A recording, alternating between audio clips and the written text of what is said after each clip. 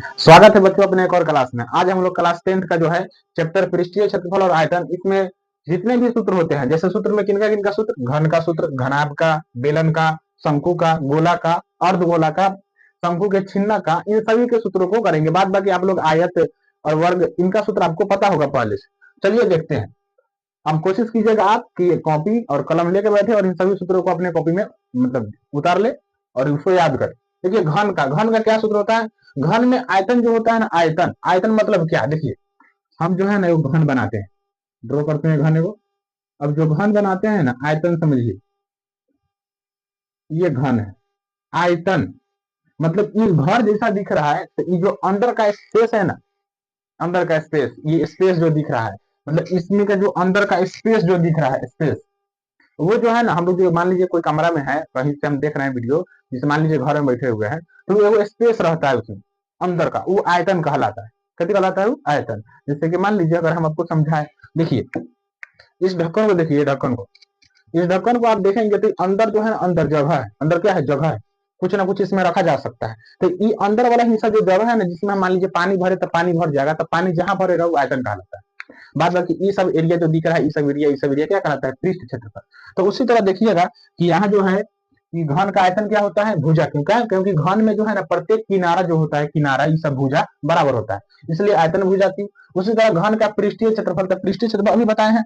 जैसे मान लीजिए पृष्ठीय क्षेत्रफल, ये वाला एरिया कहलाएगा पृष्ठीय क्षेत्रफल, जिसको हम छू पा रहे हैं, छू पा रहे हैं, ये पृष्ठीय क्षेत्रफल है। क्या कहलाएगा? ये पृष्ठीय क्षेत्रफल। घन का पृष्ठीय क्षेत्रफल क्या होता है? 6 गुने भुजा स्क्वायर। उसी तरह घन का विकर्ण, विकर्ण मतलब कोना कोनी, कोना कोनी, विकर्ण में कोना कोनी। तो घन का विकर्ण, जैसे मान लीजिए बोर्ड है, इसका जो है विकर्ण कहां से निकालेंगे? ई कोना से लेके ई कोना तक, ये विकर्ण कहलाए। तो विकर्ण होता है √3 गुने भुजा। ये घन के लिए हो गया। घनाभ के लिए ध्यान रखिएगा, घनाभ का आयतन जो होता है ना, उसमें लंबाई गुने चौड़ाई गुने ऊंचाई होता है। घनाभ का संपूर्ण पृष्ठ क्षेत्रफल 2 इंटू लंबाई गुने चौड़ाई प्लस चौड़ाई गुने ऊंचाई प्लस ऊंचाई गुने लंबाई होता है। घनाभ का जो विकर्ण होता है, रूट अंडर लंबाई का स्क्वायर प्लस चौड़ाई का स्क्वायर प्लस ऊंचाई का स्क्वायर। इसको अपने कॉपी में लिखना है और हमेशा याद करना है। इसको एक सप्ताह में आप 1-2 बार इसको नजर मारिएगा, हमेशा याद रहेगा। बेलन के लिए देखिएगा कि बेलन का आयतन, वही आयतन मतलब वही समझना है कि अंदर का जो कुछ ना कुछ हिस्सा हो। जैसे मार्कर है, तो मार्कर जहां पर जो है ना, मान लो कि खाली जगह होगा, बताइए देते हैं तुमको। जैसे ये देखो, इसके अंदर जो है ना, अंदर अंदर अंदर कुछ ना कुछ जगह था, तब नहीं इसमें गया था, तो वो कहलाएगा आयतन। सेम बेलन जैसा होता है, ऊपर से ढकानवा लगा देंगे, बेलन जैसा हो गया।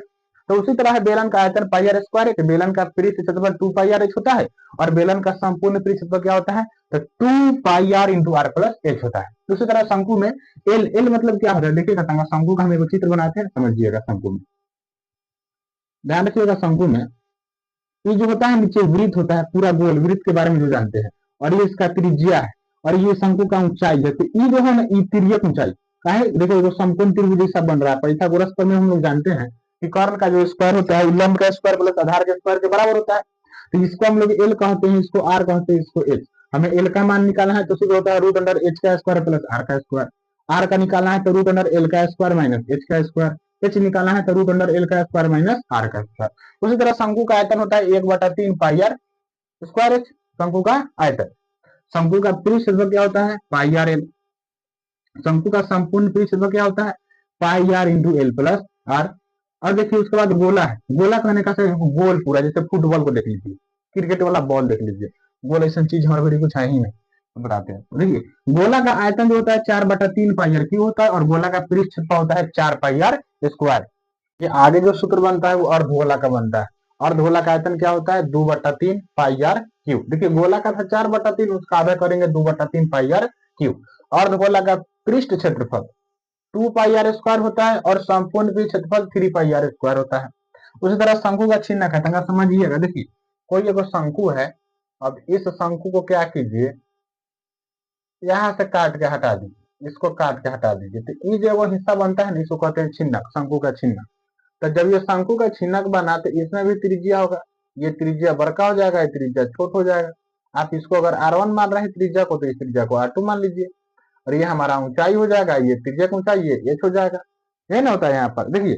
तो इसी में जो होता है छिन्नक में, अगर मान लीजिए एल का मान निकालना है, तो रूट अंडर एच का square plus R1 minus R2 का होल स्क्वायर। अब R1 मान लीजिए कि आपको ये मानना है, इसको मान लो अगर R1, तो ये हो जाएगा अपना R2।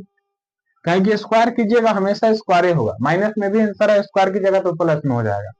तो ये सूत्र होता है, छिन्नक का आयतन होता है 1/3 पाई एच इंटू में R1 का स्क्वायर प्लस R2 का square plus R1 into R2। सूत्र भले भारी होता है पर बनाना बहुत आसान है इसका क्वेश्चन। छिन्नक का पृष्ठ क्षेत्रफल पाई इसके बाद इसको एल कहते हैं इंटू में R1 प्लस R2, और जो है छिन्नक इसका संपूर्ण भी क्षेत्रफल होता है pi L into R1 plus R2 plus pi into R1 का स्क्वायर प्लस R2 का स्क्वायर। ये सभी सूत्र होता है, इस सूत्र को क्या करना है अपने कॉपी में उतारना है और इसको याद करना है। Thank you so much.